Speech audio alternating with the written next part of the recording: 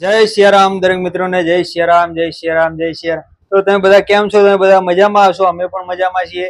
તો આજે ગરમીનો પારો હતો, થોડું ટેમ્પરેચર માપે હતું.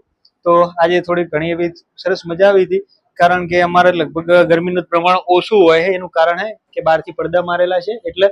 અને શું ભયું ભાઈ આવી ગયા છે? એ ભઈલા ભયું અહીંયા આવતો રહેતો ભાઈ જો.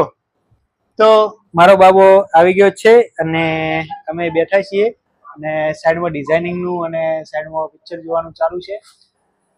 અને ડિઝાઇનિંગ કરે જઈએ છીએ, સાઈડમાં પિક્ચર જોઈએ છીએ અને છોકરાને રમાડે જઈએ છીએ.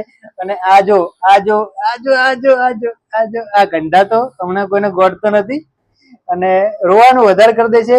ટાટા કહી દે અને કોઈને ગોઠવાનું નામ તો લેતો જ નથી.